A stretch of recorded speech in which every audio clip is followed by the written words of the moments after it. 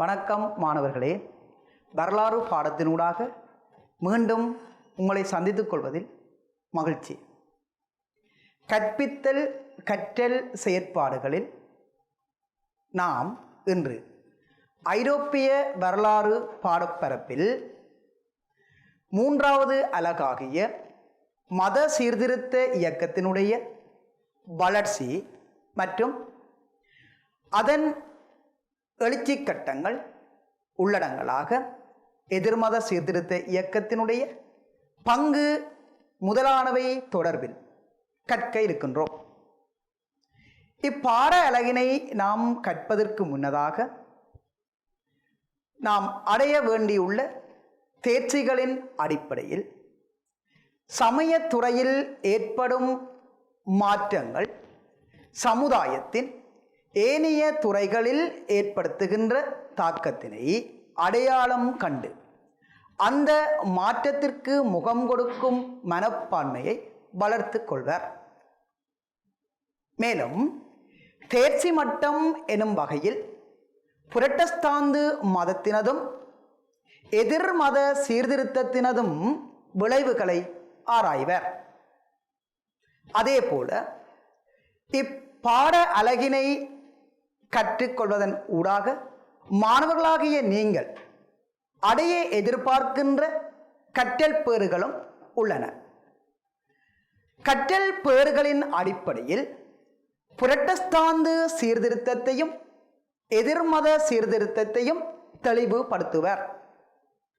எதிர்மத சீர்திருத்தத்தின் விளைவுகளை பகுத்தாராய்வர். ரோமன் கத்தோலிக்க புரட்டஸ்தாந்து மதங்களின் பரவலை ஐரோப்பிய புற உருவப்படத்தில் குறித்து காட்டுவர். நல்லது பிள்ளைகளே, மத சீர்திருத்த இயக்கத்தினுடைய வளர்ச்சி நிலைமைகள் தொடர்பில் நாம் இங்கு கற்கின்ற போது மத சீர்திருத்தம் என்பது தொடர்பாக நாம் ஏற்கனவே பார்த்திருந்தோம். அந்த வகையில் கத்தோலிக்க மதத்தில் உள்ள குறைபாடுகளை களைவதற்காக தோற்றம் பெற்றுக்கொண்ட இயக்கமே மத சீர்திருத்த இயக்கமாகும். இம்மத சீர்திருத்த இயக்கமானது காலப்போக்கில் பல்வேறு விதங்களில் வளர்ச்சி அடைந்து கொண்டது. குறிப்பாக ரோமன் கத்தோலிக்க சபைக்கு எதிராக புரட்டஸ்தாந்து மதமானது எழுச்சி அடைந்து கொண்டது. இந்த புரட்டஸ்தாந்து மதத்தினுடைய பரவல் தன்மையே நாம் மத சீர்திருத்தத்தின் வளர்ச்சி என்ற நிலைக்குள் நோக்கலாம். இம்மத சீர்திருத்த இயக்கமானது ஐரோப்பாவிலே முதலில் ஜெர்மனி நாட்டிலேயே ஏற்பட்டது. அந்நாட்டை தொடர்ந்து சுவிட்சர்லாந்து, பிரான்ஸ், இங்கிலாந்து, ஒல்லாந்து, பொகுமியா போன்ற பல்வேறு நாடுகளிலும் பரவலடைந்தன. இந்நாடுகளில் மத சீர்திருத்த பெரியார்கள், அதாவது புரட்டஸ்தாந்து மத சீர்திருத்த தலைவர்கள் உருவாகி இவ் இயக்கத்தை வளர்ச்சியடைய செய்துள்ளனர். அந்த வகையில் ஜெர்மனியிலே மார்ட்டின் லூதரும், சுவிட்சர்லாந்து நாட்டிலே உல்ரிச் சுவிங்கிலியும், பிரான்ஸ் நாட்டிலே ஜோன் கல்வினும், இங்கிலாந்து நாட்டிலே 8ஆம் ஹென்றி மன்னனும் ஜோன் வைக்லிப் எனும் மதப்பிரியாரும், ஒல்லாந்து நாட்டிலே ராஸ்மஸும், பொகுமிய நாட்டிலே ஜோன் கஸும் மத சீர்திருத்த இயக்கத்தை ஏற்படுத்தியோர் ஆவர். நாம் முதலில் ஜெர்மனியில் மத சீர்திருத்த இயக்கம் தோற்றம் பெற்ற விதத்தினை ஆராய்வோம். 14ஆம் 15ஆம் நூற்றாண்டுகளில் ஐரோப்பாவிலே தேசிய அரசுகள் வீறு கொண்டு எழுச்சி பெற்றிருந்த காலகட்டத்தில் ஜெர்மனி பல சிற்றரசுகளாக பிரிவடைந்து ஒற்றுமை குன்றி காணப்பட்டது. அவ்வாறு ஒற்றுமை குன்றிய நிலையில் இருக்கையில் ஜெர்மானிய மக்களிடையே ஒற்றுமை உணர்வுகள் ஏற்படத் தொடங்கின. இதனால் அங்கு தோற்றம் வருகின்ற இயக்கத்திற்கு அவர்கள் ஆதரவு வழங்க முன்வந்தனர். அந்த வகையில் மத சீர்திருத்த இயக்கம் அங்கு தோற்றம் பெற்றிருக்கலாம் என கருதப்படுகின்றது. மேலும் ஜெர்மனியில் காணப்பட்ட பிரதேச இளவரசர்கள் அல்லது சிற்றரசர்களுக்கும் பரிசுத்த ரோம பேரரசனுக்கும் இடையே சமய ரீதியில் மோதல்கள் இடம்பெற்று வந்தன. பலம் வாய்ந்த மத்திய நிர்வாகத்தையுடைய ஆட்சி முறைமை ஒன்று ஜெர்மனியில் இல்லை. அவ்வாறு ஜெர்மனியில் இல்லாமையின் காரணமாகவும் ஜெர்மனியிலே இருந்த திருச்சபையானது மிகவும் ஊழல் நிறைந்ததொன்றாக காணப்பட்டமையினாலும் மத சீர்திருத்தம் ஏற்பட்டதுடன் ஐரோப்பாவிலே ஏனைய நாடுகளை விட இந்த ஜெர்மன் நாட்டில் இருந்த பெருந்தொகையான செல்வம் ரோமுக்கு கொண்டு செல்லப்படுது. ரோமிலே தலைமை திருச்சபையானது காணப்பட்டது. அதனால் அந்த தலைமை திருச்சபைக்கு பெருமளவு பணம் கொண்டு செல்லப்பட்டது. இதனை ஜெர்மனியில் இருந்த சிற்றரசர்கள் ஒருபோதும் ஏற்றுக்கொள்ளவில்லை. இது இவ்வாறு இருக்கையிலேயே மார்ட்டின் லூதர் எனும் மதப்பெரியார் தோற்றம் பெற்று ஜெர்மனியில் மத சீர்திருத்தத்தை உருவாக்கி கொண்டார். இந்த மார்ட்டின் லூதருடைய தலைமைத்துவமே ஜெர்மனியில் மத சீர்திருத்தம் உருவாக வித்திட்டு கொண்டது எனலாம். அந்த வகையில் மார்ட்டின் லூதர் 1483 ஆண்டு 11ஆம் மாதம் 10ஆம் தேதி சக்சனிய மாவட்டத்தில் உள்ள யசன் பெனில் எனும் கிராமத்திலே பிறந்தார். இவர் எர்பர்ட் பல்கலைக்கழகத்திலே சிறப்பாக கல்வி கற்றவர். கிப்ரு, கிரேக்கம் போன்ற மொழிகளில் இருந்த மூல பைபிளை கற்றதுடன் புனிதர் போல், புனிதர் அகஸ்டீன் முதலியோருடைய கருத்துக்களை ஊன்றி படித்தார். 1508ஆம் ஆண்டு சமய குருவான இவர் விட்டன்பர்க் பல்கலைக்கழகத்தில் சமய இறை இயற் பேராசிரியராக விளங்கினார். 1511ஆம் ஆண்டு எர்பர்ட் பல்கலைக்கழகத்திலும் பேராசிரியராக விளங்கினார். இவ்வாறு விளங்கிய இவர் சமயத்துறை தொடர்பில் சிறப்பாக ஆராய்ந்து வந்தார். அவ்வாறு ஆராய்ந்து வந்ததன் விளைவில் கத்தோலிக்கரின் சுதந்திரம் எனும் ஒரு நூலையும் எழுதியுள்ளார். 1511ஆம் ஆண்டு ரோம திருச்சபைக்கு சென்ற லூதர் அங்கே பாப்பரசர் 10ஆம் லியோவின் வாழ்க்கை மற்றும் ஒழுக்கக்கேடுகள் முதலானவற்றை கண்ணுற்றார். அவருடைய ஊழல் நிறைந்த வாழ்க்கை முறைமை பற்றியும் அங்கு நிலவிய முறையற்ற சமய நிலைமைகள் பற்றியும் கண்டு அதிர்ச்சி அடைந்தார். அவ்வாறு அதிர்ச்சி அடைந்தமையால் அங்கு ஏற்படுத்தப்பட்ட வெறுப்புடன் தனது நாட்டிற்கு திரும்பினார்.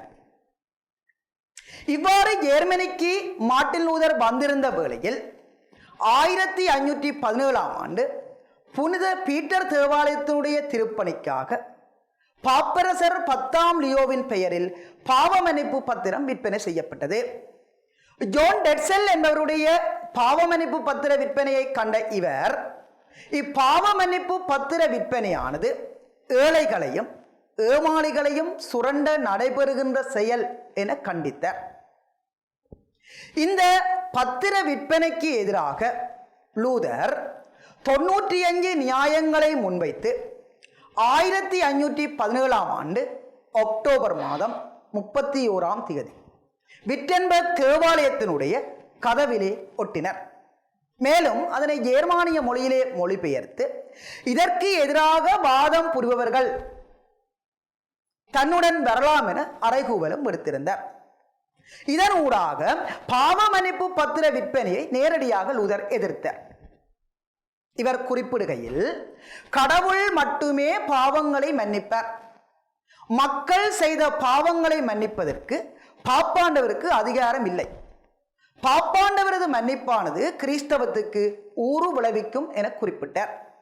இந்த பாவ மன்னிப்பானது ஏழைகளையும் ஏமாளிகளையும் சுரண்ட நடைபெறும் செயல் என குறிப்பிட்டதுடன் எந்த ஒரு விசுவாசியும் தாம் செய்த பாவத்திற்கான மன்னிப்பினை நேரடியாக ஆண்டவரிடமிருந்து பெற்றுக்கொள்ளலாம்.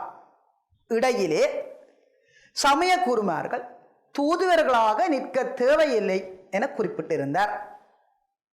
மேலும் சாதாரண மக்களுக்கும் இறைவனுக்கும் இடையிலே நடுவில் குருவானவர்கள் இருக்க வேண்டும் என குறிப்பிட்ட கத்தோலிக்க திருச்சபையினுடைய படிப்பினையை இவர் நிராகரித்திருந்தார். இந்த மார்ட்டின் லூதர் திருச்சபையினுடைய படிப்பினை தொடர்பாக 2 பிரதானமான வினாக்களை எழுப்பியிருந்தார். பிறப்பிலேயே பாவத்துடனான மனிதன் மீட்பு பெறுவது எவ்வாறு எனவும், மனிதன் மீட்படைய ஒரே வழி திருச்சபை தானா எனவும் வினாவியுள்ளார். பிறப்பிலேயே பாவத்துடனான மனிதன் இறைவனின் கருணையாலும் இறைவன் மீது கொள்ளும் பக்தியினாலும் மீட்படைய முடியும் என்பதே லூதர் முன்வைத்த முதலாவது படிப்பினையாகும். இவ்வாறு மார்ட்டின் லூதர் தன்னுடைய கருத்துக்களை வெளிப்படையாகவும் பகிரங்கமாகவும் அறிவித்துக் கொண்டிருந்தார். இவ்வேளையிலேயே மேலும் அவர் குறிப்பிடுகையில், சாதாரண குருமார்கள் போன்றே பாப்பரசர்களும் தவறிழைக்கலாம் எனவும், வேதாகமம் தொடர்பான விரிவான கல்வியே தனது பாடப்பரப்பென குறிப்பிட்டுள்ளார். அதாவது லூதருடைய பாடப்பரப்பாக குறிப்பிடப்படுவது வேதாகமம் தொடர்பான விரிவான கல்வி முறைமையாகும். தனிநபர் ஆன்ம விசுவாசத்தை கட்டி எழுப்புவதற்கான ஒரே வழியே வேதாகமம் என குறிப்பிட்டார். வேதாகமம் எனப்படுகின்ற பைபிளை 1525ஆம் ஆண்டு ஜெர்மானிய மொழிக்கு மொழிபெயர்த்தவர் ஆவர். இந்த மார்ட்டின் லூதர் திருச்சபைக்கு எதிராக போராடி வருவதனை கண்ணுற்ற பாப்பரசர் 10ஆம் லியோ இந்த தலைவரான லூதர் தன்னிடம் மன்னிப்பு கேட்க வேண்டும் என கோரியிருந்தார். எனினும் அதற்கு லூதர் நிராகரித்தார். லூதர் நிராகரித்தமையின் காரணமாக 1520ஆம் ஆண்டு லூதரை மதவிலக்கு செய்வதற்கான மதவிலக்கு ஆணை ஒன்று அனுப்பப்பட்டது. இந்த மதவிலக்கு ஆணையை கண்டு அதனை எதிர்த்த லூதர் பொது இடம் ஒன்றில் பெருமளவிலான மக்களை ஒன்று கூட்டி அதனை தீக்கிரையாக்கினர். தீக்கிரையாக்கியதை தொடர்ந்து கத்தோலிக்க மதத்திலிருந்தும் விலகி புதியதொரு திருச்சபை ஒன்றினை உருவாக்கினர். இந்த புரட்டஸ்தாந்து என அழைக்கப்படுகின்ற இவருடைய இந்த கருத்துக்களுக்கு ஜெர்மானிய மக்கள் பெருமளவுக்கு ஆதரவு வழங்கினர். குறிப்பாக சக்சனி, கெஸ் முதலான மாகாணங்கள் இருந்த சிற்றரசர்களுடைய ஆதரவும் இவருக்கு கிடைக்கவே இவர் தன்னுடைய கருத்துக்களை மேலும் வலுவூட்டிக் கொண்டிருந்தார். இவ்வாறு இருந்த வேளையிலேயே 1525ஆம் ஆண்டு ஜெர்மானிய மொழிக்கு பைபிளை மொழிபெயர்த்ததுடன் புதிய ஏற்பாடு அல்லது திருவிருந்து எனும் நூல் ஒன்றினையும் வெளியிட்டிருந்தார். இவ்வாறு மார்ட்டின் லூதர் திருச்சபைக்கு எதிராக போராடி வருவதனை கண்ணுற்ற பாப்பரசர் 10ஆம் லியோ லூதரை விசாரிக்க வேண்டும் என குறிப்பிட்டு பரிசுத்த ரோம பேரரசருக்கு முறையிட்டார். பரிசுத்த ரோம பேரரசர் சிற்றரசர்களுடைய முன்னிலையில் 1521ஆம் ஆண்டு வேம்ஸ் எனும் இடத்தில் இவரை விசாரிப்பதற்கு அழைத்தார். இது வேம்ஸ் சபை எனப்பட்டது. 1521ஆம் ஆண்டு இடம்பெற்ற இந்த வேம்ஸ் சபையிலே சக்சனிய சிற்றரசருடைய பேர் ஆதரவு இவருக்கு கிடைத்தமையினால் இவருடைய கருத்துக்கள் வெற்றி பெற்றன. அதாவது லூதர் வெற்றி பெற்றவராக கருதப்பட்டார். தொடர்ந்து லூதர் திருச்சபைக்கு எதிராக போராடி வருவதனை கண்ணுற்ற பாப்பரசர் கத்தோலிக்க மதம் அழிவடைய கூடாது என கருதி மீண்டும் லூதரை விசாரிக்கிறதுக்காக முற்பட்டார். இவ்வேளையில் 1526ஆம் ஆண்டிலிருந்து 1529ஆம் ஆண்டு வரையான காலத்தில் ஸ்பியர்ஸ் என்னும் இடத்தில் லூதர் விசாரிக்கப்பட்டார். இவ்வாறு மார்ட்டின் லூதருடைய இந்த செயற்பாடுகள் இடம்பெற்று வந்தன. அவ்வாறு இடம்பெற்றுக் கொண்டிருக்கையிலேயே மார்ட்டின் லூதர் இறந்த போதிலும் 1555ஆம் ஆண்டு ஆக்ஸ்போர்ட் உடன்படிக்கையின்படி புரட்டஸ்தாந்து மதத்தினுடைய ஒரு பிரிவாக லூதரிசம் அங்கீகரிக்கப்பட்டது. அதாவது பரிசுத்த ரோம பேரரசருக்கும் ஜெர்மானிய சிற்றரசர்களுக்கும் இடையே இடம்பெற்ற உடன்படிக்கையே இவ்வுடன்படிக்கை ஆகும். இந்த ஆக்ஸ்போர்ட் உடன்படிக்கையில் புரட்டஸ்தாந்து மதத்தினுடைய ஒரு பிரிவாக லூதரிசம் அங்கீகரிக்கப்பட்டது. அதனுடைய தொடர்ச்சியாக சக்சனி, கெஸ் முதலான மாகாணங்களில் லூதரிசமானது சிறப்பாக பரவியிருந்தது. இவ்வாறாக மார்ட்டின் லூதர் தன்னுடைய செயற்பாடுகளின் காரணமாக மத சீர்திருத்த இயக்கத்தை வழிப்படுத்தி சென்றார். மத சீர்திருத்த இயக்கத்தின் விடிவள்ளி என போற்றப்பட்ட இந்த லூதர் அவருடைய தலைமத்துவத்தின் காரணமாக ஜெர்மனியிலே மத சீர்திருத்த இயக்கம் எழுச்சி பெற்றுக் கொண்டது எனலாம். அடுத்ததாக சுவிட்சர்லாந்திலே தோற்றம் பெற்ற மத சீர்திருத்தம் தொடர்பில் நாம் ஆராய்வோம். அந்த வகையில் ஜெர்மனியை தொடர்ந்து மத சீர்திருத்தம் ஏற்படுத்தப்பட்ட நாடுகளில் சுவிட்சர்லாந்தும் ஒன்று. சுவிட்சர்லாந்தில் மத சீர்திருத்தத்தை ஏற்படுத்திய பெரியார்களுள் உல்ரிச் சுவிங்கிலி, ஜோன் கல்வின் எனும் இரு மத பெரியார்கள் குறிப்பிடத்தக்கவர்கள். இதிலே முதலாவதாக உல்ரிச் சுவிங்கிலி தொடர்பில் பார்ப்போமாகில், இந்த உல்ரிச் சுவிங்கிலி சுவிட்சர்லாந்து நாட்டை சேர்ந்தவர். இவர் 1484 ஆண்டு பிறந்தார். வியன்னா, பேர்சல் முதலான பல்கலைக்கழகங்களில் கல்வி கற்ற இவர் லூதருடைய கருத்துக்களால் மிகவும் கவரப்பட்டவர் ஆவார். என் சீட்லர் எனும் மடாலயத்தில் மிக நீண்ட காலமாகவே வாழ்ந்து வந்தவர். இவ்வாறு சுவிட்சர்லாந்திலே வாழ்ந்த இந்த சுவிங்கிலே கிபி 1518 ஆண்டு சூரிச் நகரில் கத்தோலிக்க பாதிரியானார். இவர் இறையியல் பற்றிய பல்வேறு விதமான கருத்துக்களை தொடர்ச்சியாக வெளியிட்டு வந்தார். கிறிஸ்தவ திருச்சபையினுடைய ஊழல்களை கண்டித்துக் கொண்ட இவர் பைபிளில் ஆழமான புலமையை கொண்டிருந்தார். விவிலியத்தின் அவசியத்தை அல்லது பைபிளின் அவசியத்தை மக்களுக்கு உணர்த்தியதுடன் விவிலியம் மட்டுமே கிறிஸ்தவர்களின் உண்மையான வழிகாட்டி எனவும் குறிப்பிட்டார். இவ்வாறு குறிப்பிட்டிருந்த இந்த சுவிங்கிலே கத்தோலிக்க மத குருமார்களுடைய ஊழல்கள் பற்றியும் திருச்சபையிலே மேற்கொள்ளப்பட வேண்டியிருந்த சீர்திருத்தங்கள் பற்றியும் சிறப்பாக எடுத்து காட்டினார். இவ்வாறு திருச்சபைக்கு எதிராக லூதர் செயற்பட்டு கொண்டிருந்த வேளையில் சுவிட்சர்லாந்து நாட்டிலே பாவமன்னிப்பு பத்திரத்தை விற்பனை செய்ய வந்த சாம்சன் என்பவரை எதிர்த்தார். அவருடைய கொள்கைகளை எதிர்த்த சுவிங்கிலே லூதரை போன்றே பாவமன்னிப்பு பத்திரத்துக்கு எதிரான தீவிரமான கொள்கையை கடைபிடித்தார். அத்தோடு கத்தோலிக்க திருச்சபையிலே இடம்பெற்று வந்த சில வழிபாட்டு முறைமைகளுக்கு முற்றுப்புள்ளி வைக்க முன்வந்தார். குறிப்பாக சிலை வழிபாட்டு முறைமைகள் இவரால் ஏற்றுக்கொள்ளப்படவில்லை. பாப்பரசர் மீது வெறுப்பு கொண்டிருந்த இவர் துறவற வாழ்வுக்கு முற்றுப்புள்ளி வைத்தார். குறிப்பாக இவர் தானே துறவரத்திலிருந்தும் விலகி திருமணம் செய்து கொண்டார் எனவும் குறிப்பிடப்படுகின்றது. மடங்கள் மூடப்பட்டன. பைபிளின் படி திருச்சபைகளில் வழிபாடுகள் நடத்துவதற்கான ஒழுங்கு முறைமைகளை மேற்கொண்டார்.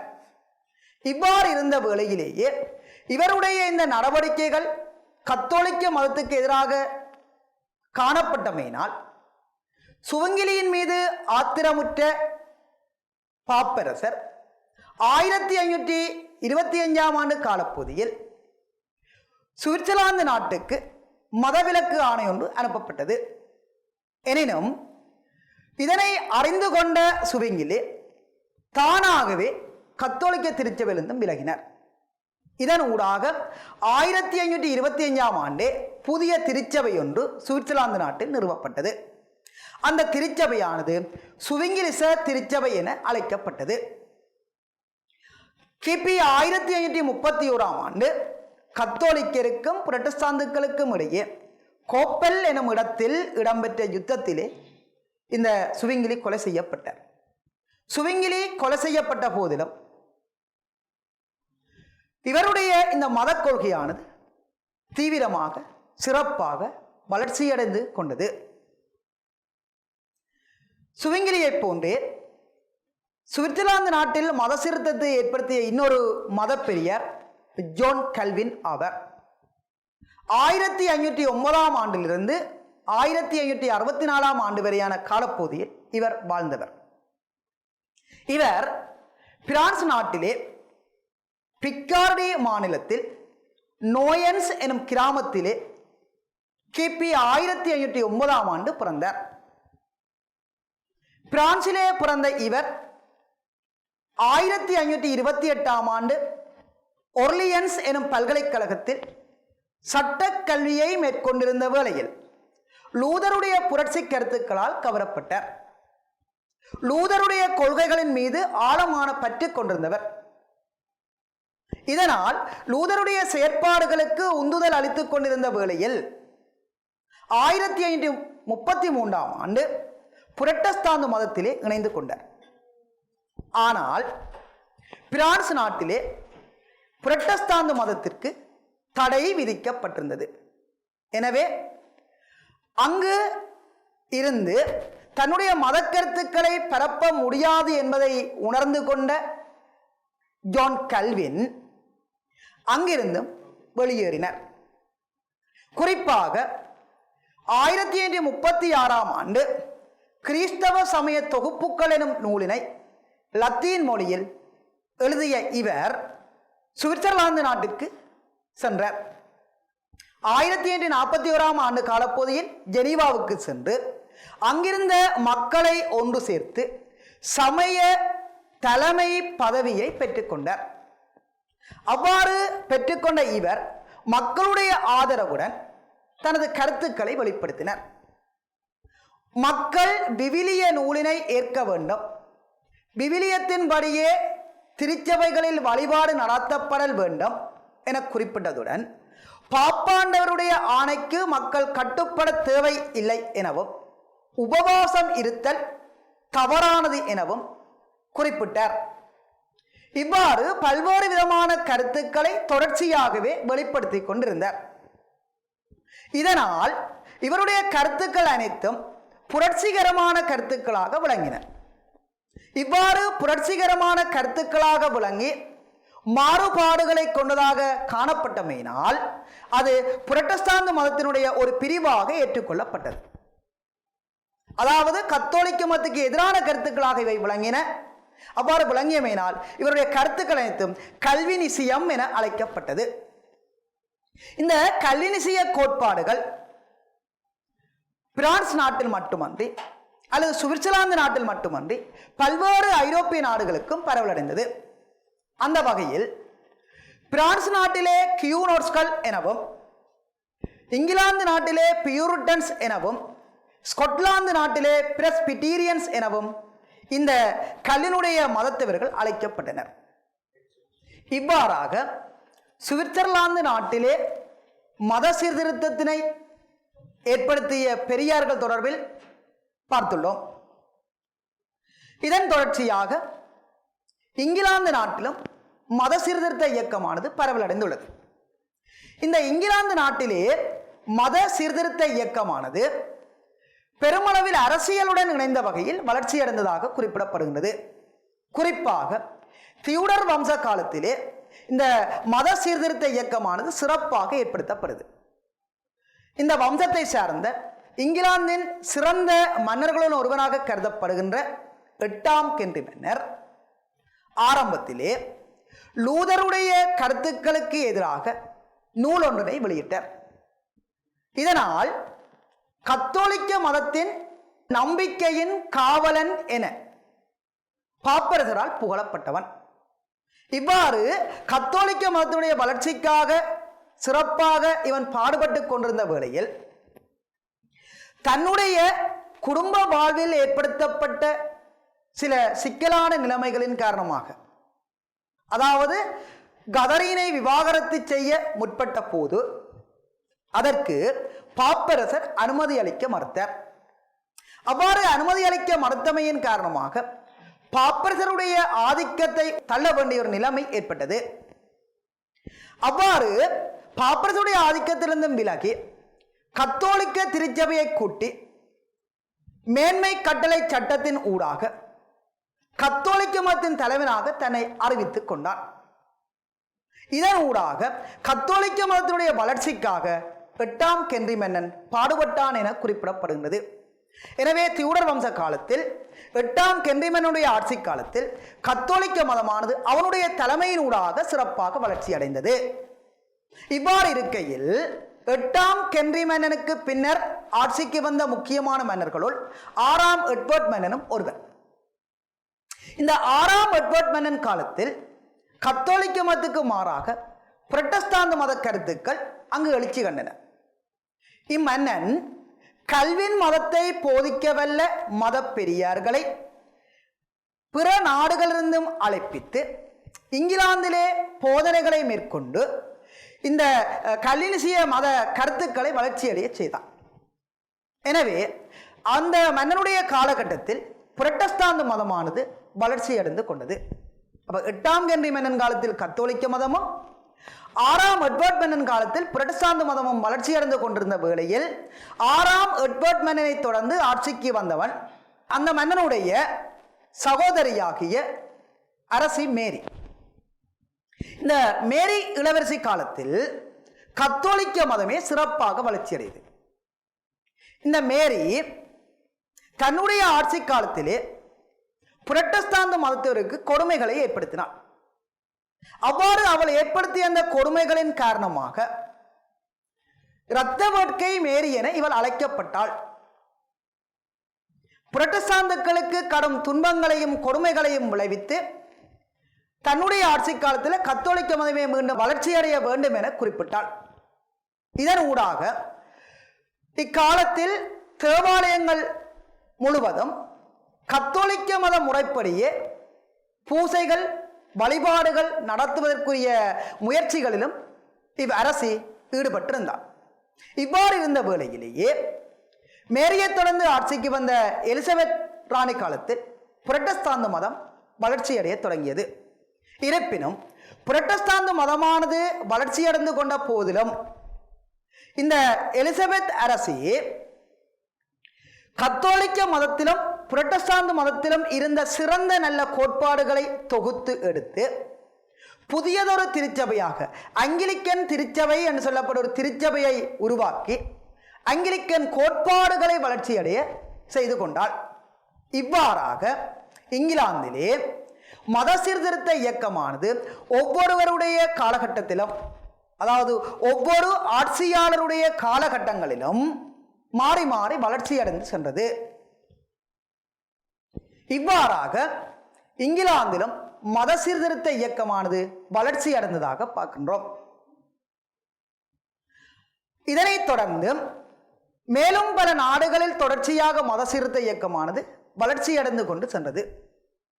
இவ்வாறாக மத சீர்திருத்த இயக்கமானது ஐரோப்பாவிலே பல நாடுகளிலும் பரவலாக வளர்ச்சியடைந்த நிலைமைகள் தொடர்பில் ஆராய்ந்து கொண்டு செல்லலாம்.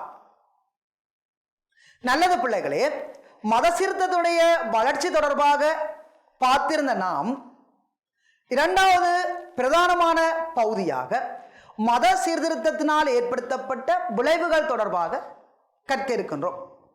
கிறிஸ்தவ உலகமானது இரண்டாக பிளவுற்றமை மிகவும் முக்கியமான விளைவு ஆகும்.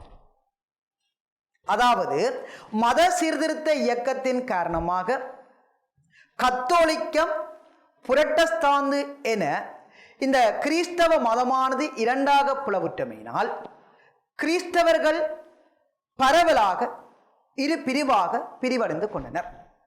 இதன் காரணமாக மத சகிப்புத்தன்மைகள் இல்லாமல் போனது. குறிப்பாக ஒவ்வொரு மதத்தவருக்கும் இடையே தமது மதங்களை வளர்ச்சியடைய செய்யும் முகமாக முரண்பாடுகளும் விரோதங்களும் இடம்பெற்று வந்தன. இதனால் அவர்களுக்கிடையே ஒற்றுமை இல்லாத, மத சகிப்புத்தன்மை இல்லாத நிலைமைகள் ஏற்பட்டன. மேலும் விவிலியத்தை விளக்குவதற்காக குறிப்பாக பைபிளின்படி திருச்சபை ஒழுக வேண்டும் என குறிப்பிடப்பட்டது. இதிலே சிறப்பாக புரட்டஸ்தாந்துகள் விவிலியத்தை விளக்க முற்பட்டனர். பைபிள் பல்வேறு மொழிகளில் மொழிபெயர்க்கப்பட்டது. அதனால் மக்கள் சிந்திக்கும் ஆற்றலை பெற்றுக்கொண்டனர்.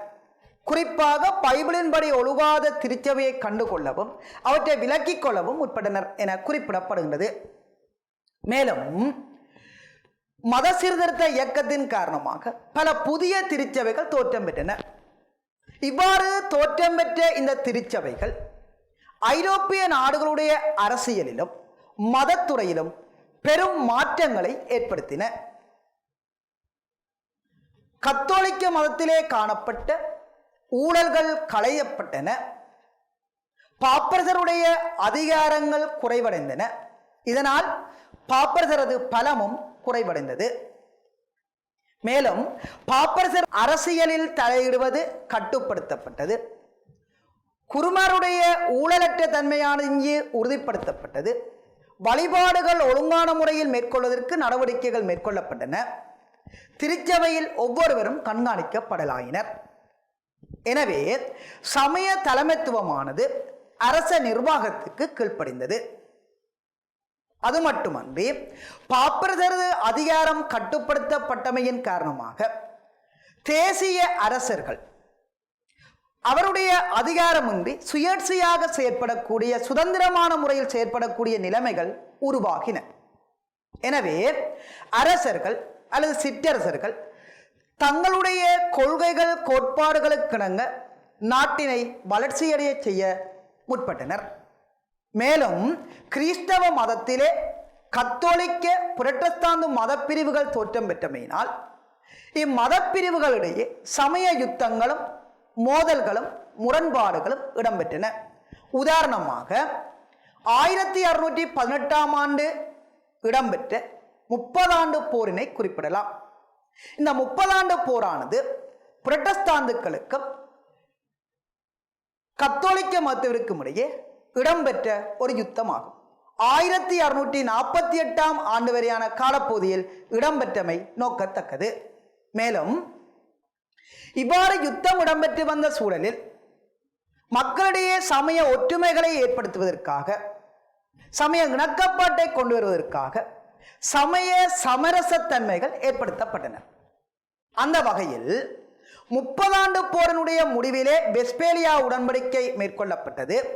இந்த வெஸ்பேலியா உடன்படிக்கையின் பல்வேறு விதமான அம்சங்கள் சாதகமான முறையில் எழுதப்பட்டன. இதற்கு முன்னதாக 1555 ஆண்டு ஆக்ஸ்போர்ட் உடன்படிக்கையானது மேற்கொள்ளப்பட்டது.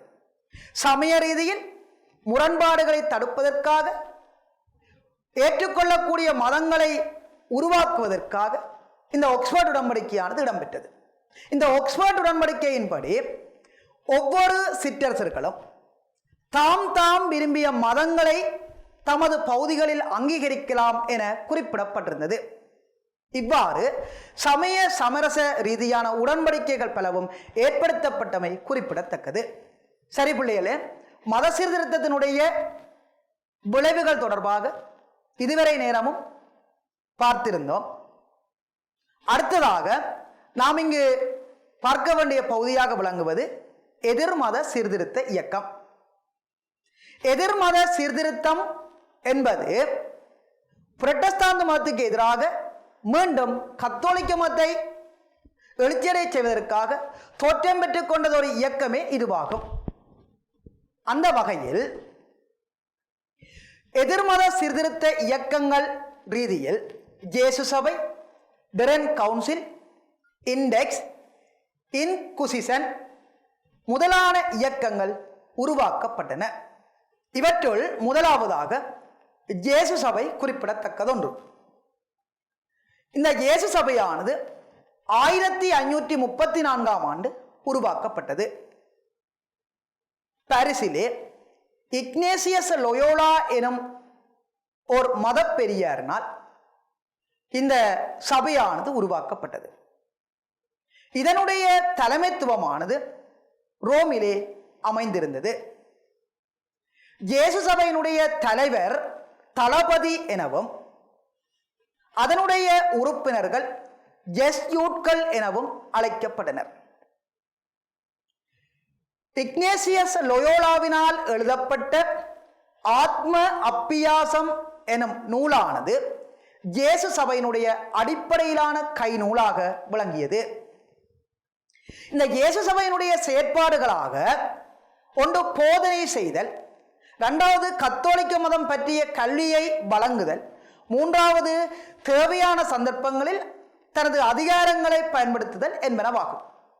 இதன் ஊடாக மீண்டும் கத்தோலிக்க மதத்தை எழுச்சியடைய செய்கின்ற செயற்பாடுகளில் அது ஈடுபட்டு கொண்டது. மேலும் எதிர்மத சீர்திருத்த இயக்கங்களின் முன்னணியில் நன்கு ஒழுங்கமைக்கப்பட்ட நிறுவனமாகவும் முதன்மை வாய்ந்த ஒரு சபையாகவும் இது செயற்பட்டது. வறுமை, துறவு, பணிவு முதலான கோட்பாடுகளுடன் பாப்பரசருக்கு அடிபணிந்து நடத்தல் எனும் கொள்கையுடனும் இது சிறப்பாக செயற்பட்டது.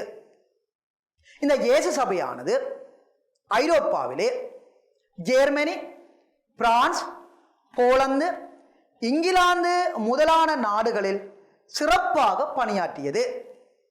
இதன் காரணமாக இந்த அமைப்பானது கத்தோலிக்க மதத்தினுடைய புனருத்தாரண பணியின் அருங்கனி என போற்றப்பட்டது.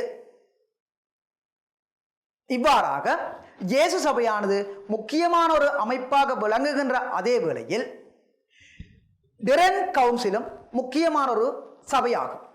அதாவது டிரென் கவுன்சில் என்பது இத்தாலி நாட்டில் உள்ள டிரென் எனும் நகரிலே கூட்டப்பட்டது ஒரு சபையாகும்.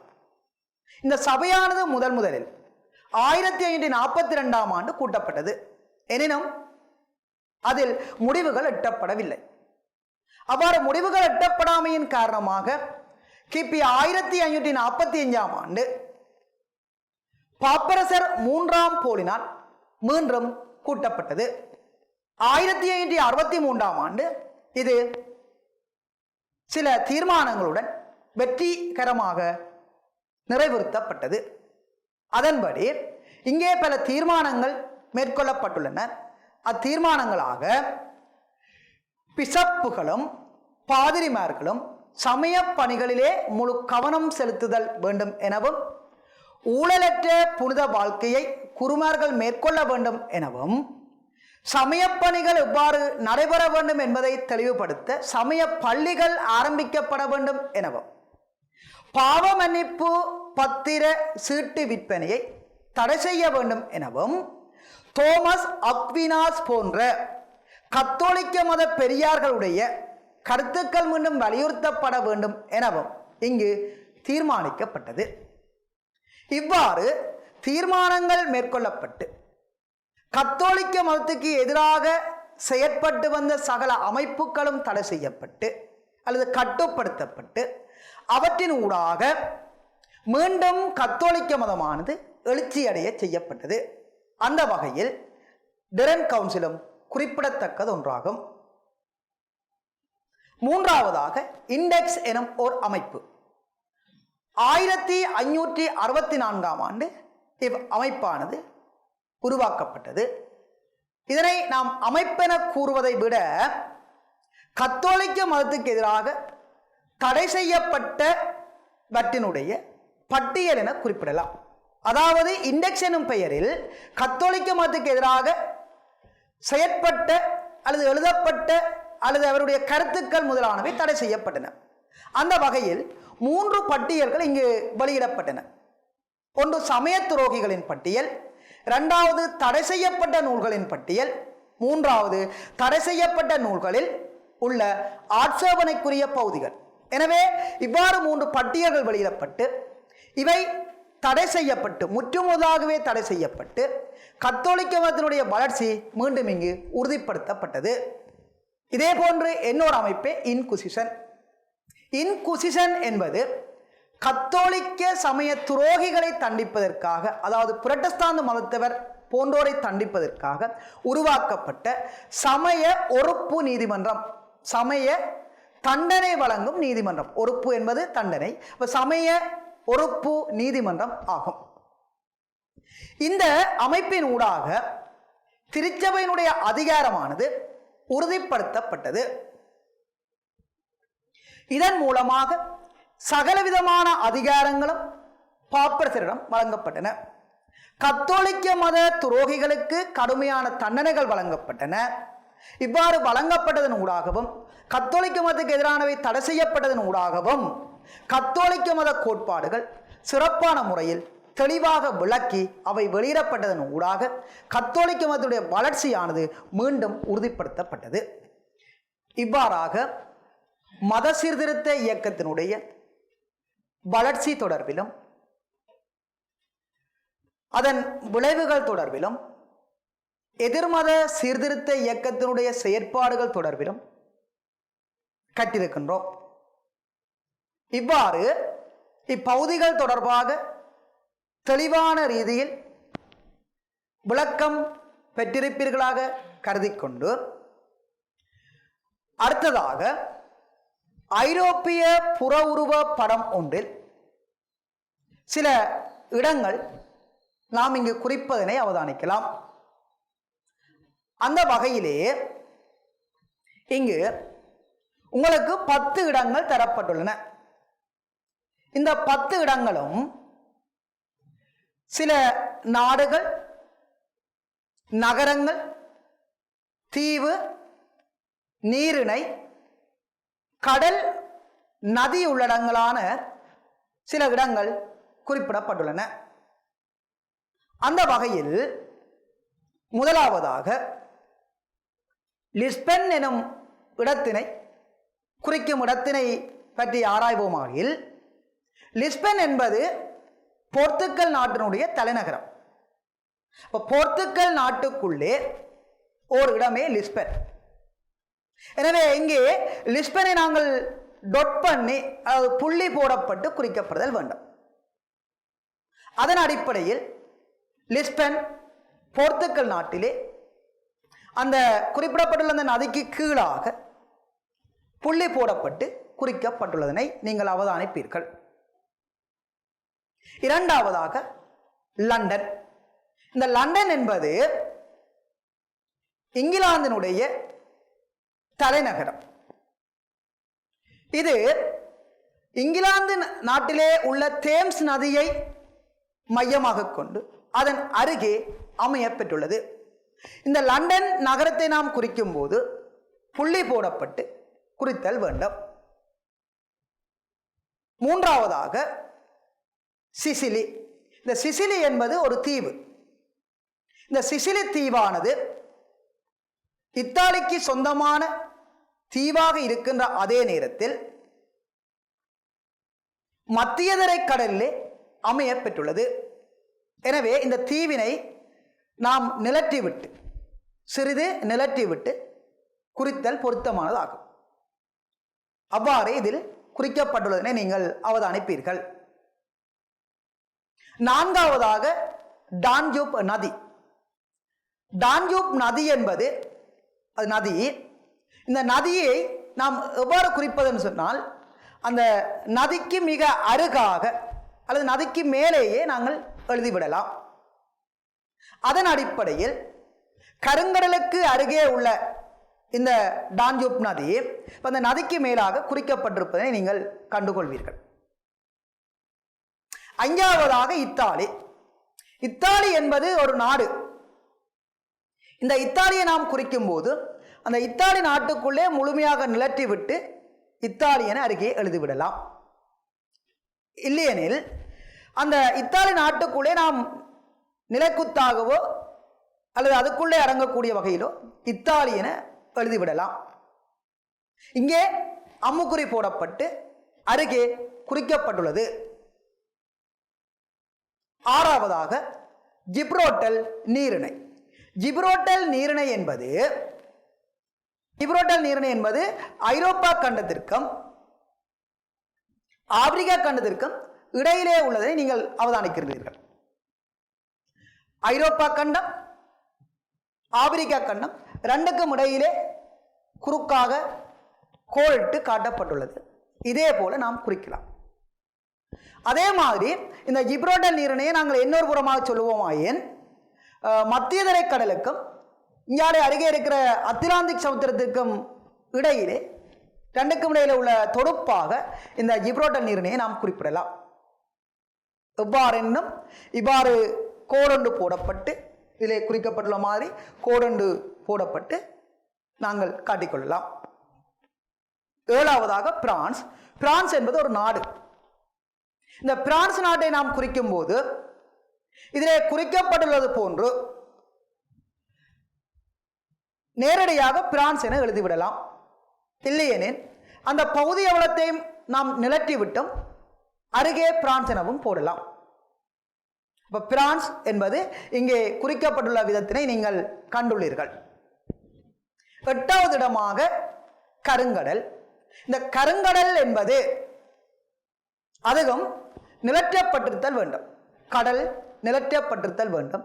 அவ்வாறு நிலற்றப்பட்டு அதற்குள் கருங்கடல் என எழுதலாம் அல்லது அருகே கருங்கடல் என எழுதிவிடலாம். ஒன்பதாவது ஜெர்மனி. ஜெர்மனி ஒரு நாடு.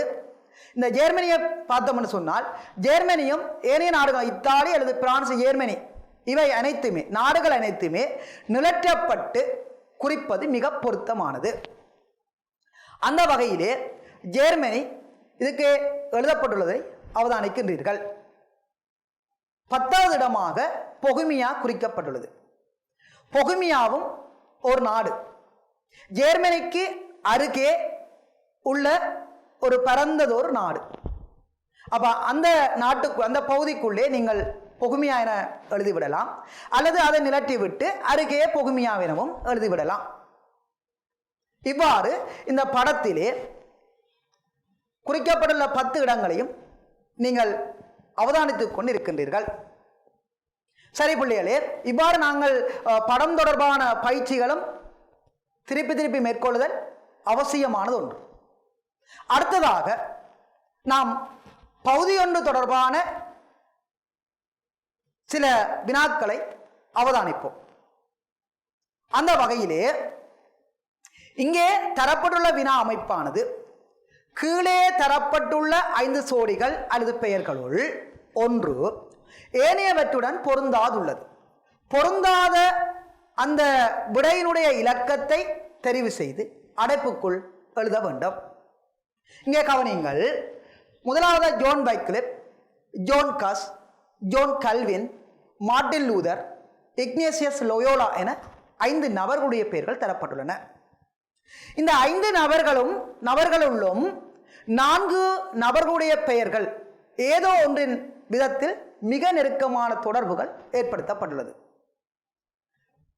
இதனை பார்ப்போமாயில் zone Wycliffe, John Huss, John Calvin, Martin Luther ஆகிய 4 பேரும் மத சீர்திருத்தவாதிகள், புரட்டஸ்தாந்து மதத்தினை உருவாக்கியோர் ஆவர். இந்த ஜோன் வைக்லிஃப் எடுத்து பார்த்தோம்னு சொன்னால் இவர் இங்கிலாந்து நாட்டிலே மத சீர்திருத்தத்தை ஏற்படுத்தியவர். ஜோன் கஸ் பொகுமிய நாட்டிலே மத சீர்திருத்தத்தை ஏற்படுத்தியவர். ஜோன் கல்வின் பிரான்ஸ் நாட்டிலே மத சீர்திருத்தத்தை ஏற்படுத்தியவர் சுவிட்சர்லாந்து நாட்டில் இருந்து கொண்டு. மார்ட்டின் லூதர் ஜெர்மனி நாட்டிலே மத சீர்திருத்தத்தை ஏற்படுத்தியவர். மத சீர்திருத்த இயக்கத்துக்கு முக்கியமான தலைமை வாங்கிய ஒரு தலைவர் இந்த மார்ட்டின் லூதர் ஆவர். 5வதாக குறிப்பிடப்பட்டுள்ள இக்னேசியஸ் லோயோலா என நபர் யாரெனில் எதிர்மத சீர்திருத்த இயக்கத்தில் இயேசு சபையை உருவாக்குவதற்காக சிறப்பாக பாடுபட்டவர். குறிப்பாக பாரிஸிலே 1534ஆம் ஆண்டு இவர் இயேசு சபையை உருவாக்கினார் என பார்க்கின்றோம். எனவே இங்கே தரப்பட்டுள்ள இந்த முதலாவது வினாவிலே பொருத்தமற்ற வழியாக இக்னேசியஸ் லோயோலா கருதப்படுகின்றார். எனவே இக்னேசியஸ் லோயோலா என்பதற்குரிய விடை இலக்கமான 5 என்பதைத்தான் நாம் அடைப்புக்குள் போடல் வேண்டும். இக்னேசியஸ் லோயோலாவுக்குரிய விடை 5. ஆகவே அடைப்புக்குள் 5 என்ற இலக்கத்தினை நாம் போடலாம். இரண்டாவது வினா கத்தோலிக்கம், லூதரிசம், சுவிங்கிலிசம், கல்வினிசம், கஸ்னிசம் என பார்க்கின்றோம். இதிலே லூதரிசம், சுவிங்கிலிசம், கல்வினிசம், கஸ்னிசம் ஏற்கனவே இப்போ கூறியிருக்கின்றேன். இந்த 4ம் புரட்டஸ்தாந்து மத பிரிவுகள். மார்ட்டின் லூதரால் உருவாக்கப்பட்டது லூதரிசம், உல்ரிச் சுவிங்கிலியால் உருவாக்கப்படுது சுவிங்கிலிசம், ஜோன் கல்வினால் உருவாக்கப்படுது கல்வினிசம், ஜோன் கசினால் உருவாக்கப்படுது கேஸ்னிசம். அப்ப கத்தோலிக்க மதத்திலிருந்தும் பிரிஞ்சு தோற்றம் பெற்ற புரட்டஸ்தாந்து மதத்தினுடைய 4 முக்கியமான பிரிவுகள் இவை. எனவே கத்தோலிக்கம் என்பது தனியான ஒரு மதம், மற்ற 4 புரட்டஸ்தாந்து என்று சொல்லப்படுகின்ற மத பிரிவுகள் ஆகும். விடை இலக்கம் கத்தோலிக்க மதத்துக்குரியது இலக்கம் 1. அப்ப அடைப்புக்குள் நாம் இலக்கம் 1 என போட்டுக்கொள்ளலாம். அடுத்து இன்னொரு வகையான வினா அமைப்பாக இது இரு பகுதி வினாக்கள் நிரல் 1 நிரல் 2 என குறிப்பிடப்பட்டுள்ள பொருத்தமானவற்றை பொருத்துதல் தொடர்பான ஒரு வினா அமைப்பு. கீழே 5 விடைகள் தரப்பட்டுள்ளது.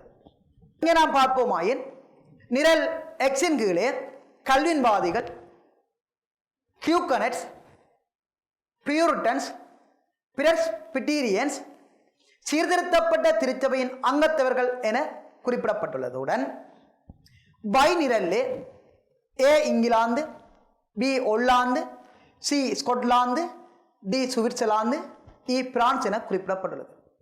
அப்ப இங்கே குறிப்பிடப்பட்டுள்ள இந்த மத பிரிவுகள் அல்லது மத பிரிவினர் எந்த நாட்டை சார்ந்தவர் என கேட்கப்பட்டுள்ளது. அதன்படி பார்த்தோமாயில் கல்வின்வாதிகள் சுவிட்சர்லாந்து நாட்டை சார்ந்தவர்கள், கியூனோக்கள் பிரான்ஸ் நாட்டை சார்ந்தவர்கள், பியூரிட்டன்ஸ்கள் இங்கிலாந்து நாட்டை சார்ந்தவர்கள், பிரஸ்பிட்டீரியன்ஸ்கள் ஸ்கொட்லாந்து நாட்டை சார்ந்தவர்கள். இந்த இதில் குறிப்பிடப்பட்ட இந்த 4 பேரும் கல்வின்வாதிகள், கியூனோக்கள், பியூரிட்டன்ஸ், பிரஸ்பிட்டீரியன்ஸ் ஆகிய 4 மத பிரிவினரும் கல்வினுடைய மதப்பிரிவை சார்ந்தவர்கள். வெவ்வேறு நாடுகளில் வெவ்வேறு பேர்கள் அழைக்கப்படுகிறது. அதே போன்று 5வதாக தரப்பட்டுள்ளது சீர்திருத்தப்பட்ட திருச்சபையின் அங்கத்தவர்கள், அதாவது இறப்புறமாது திருச்சபையினர் என்று சொல்லி அவை குறிப்பிடலாம். இந்த இறப்புறமாது அல்லது சீர்திருத்தப்பட்ட திருச்சபையின் அங்கத்தவர்கள் இவர்கள் ஒல்லாந்து நாட்டை சார்ந்தவர்கள். எனவே இதற்குரிய விடை இலக்கமாக இங்கே கவனியுங்கள். கல்வின்வாதிகள் டி, ஹியூகனட்ஸ் இ, பியூரிட்டன்ஸ் ஏ, பிரஸ்பிட்டீரியன்ஸ் சி, சீர்திருத்தப்பட்ட திருச்சபையின் அங்கத்தவர்கள் பி. எனவே விடை இலக்கம் 4, அடைப்புக்குள் இலக்கம் 4 என குறிப்பிட்டுக் கொள்ளலாம். நல்லது மாணவர்களே, பகுதி 1 வினா தொடர்பில் இப்பொழுது பார்த்திருந்தோம்.